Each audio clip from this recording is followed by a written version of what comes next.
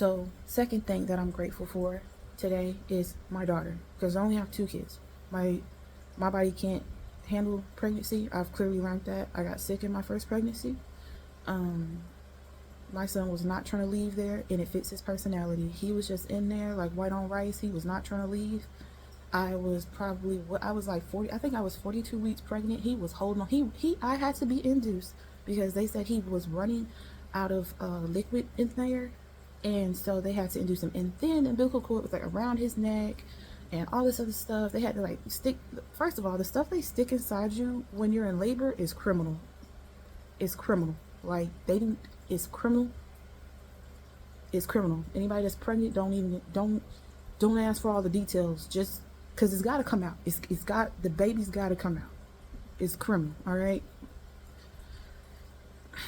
Anyway, so my daughter, on the other hand, she poops herself in there. These kids ain't Lord. They always talking about these ain't Lord. No, you ain't had to do that. You could have exited peacefully and did what you had to do on the outside, but she came early because the Lord understood the assignment. Anyway, I'm grateful for her, and I'm grateful how she came out, because I was told by everybody but one person that I should not have her, including her father. Everybody but one person, who's a good friend of mine till this day. She's like the only, like, thank God for her. She was the only person that really stood by my decision to have my daughter. And everybody else was like, no. And one of the main reasons is because my kids are 7 years apart, and my first son is autistic, and he was holding on strong to that autism, like real bad, all the way up, even till the point of me being pregnant. So I'm actively pregnant, and my son is still not really talking, like, not making sentences. So they're like, you're dumb. That's pretty much what I was told, and then some, and that I should have abortions, which I don't feel comfortable with. My daughter was not a mistake. She was actually planned, blah, blah, blah, blah, blah. I'm not doing it. I'm going to die a lot of let me tell you, I'm going to die a sinner. I'm going to die a lot of things. I'm going to die maybe even a mistake. But what I ain't going to die is a murderer of a child. That's what I ain't about to do, okay? You can feel how you want to feel, but I'm not doing that, especially under the circumstances I was under. What someone else has to do is what someone else has to do, but my child ain't do nothing. Okay, she didn't ask for it, and she can now. Which brings me to my point, right? I'm so grateful that I have her. Case in point. One, she's just effing awesome. I don't give a how anyone feels. She's effing awesome. She's amazing. Her personality is 10,000, which also makes her annoying as hell, but she's the best little bubble. She's so caring and polite. She just loud and active, but there ain't nothing you can do because she little.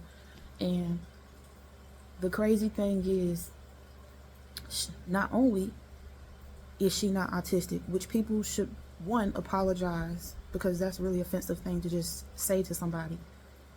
It really is. You should be ashamed. Two, not only she actually helped my son come out of his autism, because the minute she was born, his education level, like his grade level in his mind, started to match her age. So she is 3, right? But he's 7 years older than her. So he's 10, she's 3, right? His grade level is about to be 3, like as he was exiting, like he's going into 6th grade, but his education level is about to be 3rd. So it's almost matching her for her, you know what I'm saying? And because he doesn't just get to sit there and kind of be quiet and all that, because I would try to prompt him all the time, and he'd be like, well, like, and I get it. Like, no kid wants to just, I don't care if you're autistic or not. I specifically remember a child being like, why is this grown person talking to me, mother or not? Like, I want to talk to other children. So just having my daughter around, who looks up to her brother, fusses with her brother, goes back and forth with her brother, it really helps his talking skills. It helps him understand personality, boundaries, just all kind of stuff that I think real life has to teach someone. You just can't do it in a classroom. And too, like, I always wanted like a big family, so I'm glad she got here. She got here healthy, she got here safe, and then not only she's just the best God-given thing in the world, But and then she loves me. Like, I've been through so much. She'll just cuddle up on you. Like, it was so hard raising my son, who was like standoffish, autistic, not touchy with me. He's just like, run me my dinner, like autism. But my daughter is more like kiss, hug. I love you. I want to sleep with you. I want to lay here with you. I want to see what you watching. What's on the phone? What we doing? She's gonna grow up and be that teenager, the one that's like in your clothes, in your. She already wears my shoes. It looks ridiculous. Her little bitty feet in my shoes. Like, if so, like, just to have that love. I honestly would not be here anymore with some of the stuff that I've experienced, and how sick I got, and how her dad treated me, and how society treated me, and all this other stuff. I, honest to God, would not be here if it was not just for the love of my daughter. Because let's be real, my autistic son would not care. He would be happily at grandma's house getting spoiled to high heaven, which is a whole nother topic. Because I'm like, who are you? Like, these couches you got lasted for 30 plus years because of the rules that you had in place of I wish you would.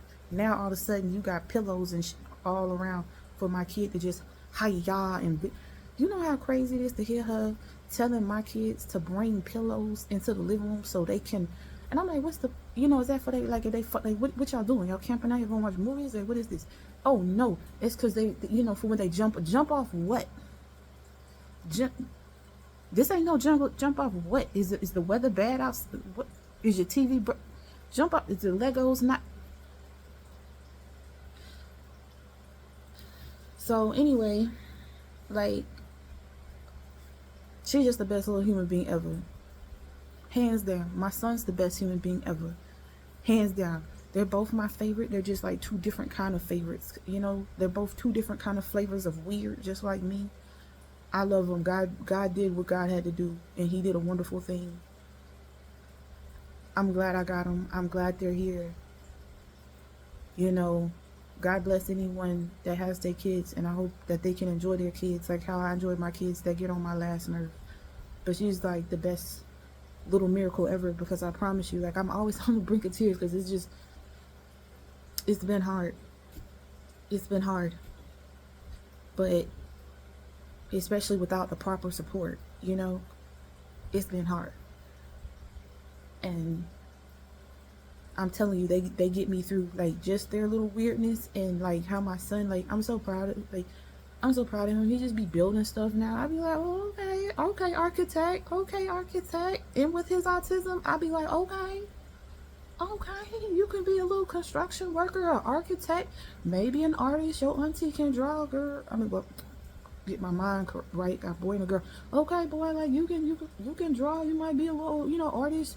Your auntie, she can draw. All right. Like, I'm an abstract person. I like splish, splash, splatter. Like, but my sister, she can, like, draw. Like, I'm like, maybe you got some of that. I'm just like, okay. Like, and my daughter, she's like, she took all my nature vibes. So I'm like, okay, veterinarian. Okay, doctor, if you can work on all these animals, boy, you can do something with a human. Okay, you got a sick mama, take care of me. Like, gosh darn, take care of your grandma, honor your grandmama, because without my mama, we'd have been in trouble, because y'all daddies, tell the truth, shame the devil. Grandma helped us a mighty long way. Grandma and God, okay? G and G, okay? Because my strength alone was not going to get us here, okay? But yeah, thank God for my daughter. I'm so happy to see her. She's so happy. She got some rainbow socks or whatever. So it's just great. It's just like it really helps, because I've lost a lot. I've lost so much. I've been in, like, shelters or whatever, or a shelter. I've had to get, like, all kind of assistance and help. It's like, especially, like I said, when I got sick, I'm still actively sick. I have to be so careful. There's a wheelchair, like, right here next to me. Let me see. It's got my leg recliner in it, but that's like the wheelchair, like, right there. That's the wheelchair right there. That's my thing to elevate my legs when I sleep, because I sleep downstairs. You can't see that this is downstairs. This is downstairs just for me to sleep for safety reasons, because when EMT has had to come here, if my flare-up is bad enough, which it often is, I cannot navigate the stairs. This is a whole nother story. I'll say that for the next part. The next part. But yes, God bless my daughter. And if nothing else, y'all quit telling people to get rid of their children. Stop doing that. Stop doing that. That's so ugly and it's so nasty. There are other things you could tell someone other than to be a murderer. You ain't gotta do that. You ain't gotta do that. Because especially when you're not gonna live with those consequences, there are better things for you to tell people. That is so hurtful and so disgusting. And but also don't hype these people up either and tell them that their child is just gonna be a doctor. The truth is, you don't know what you're gonna get.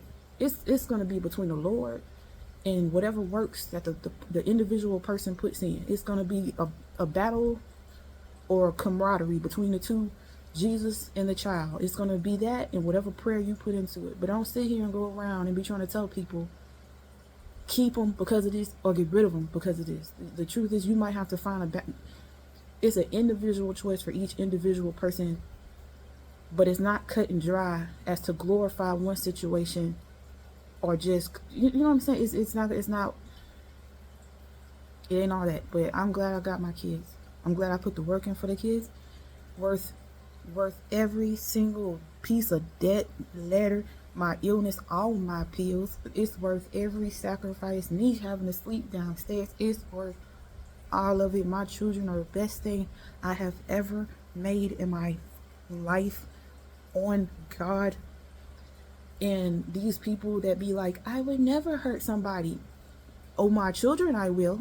Oh, my children, I will. I will surely snatch someone up. Peaceful protest.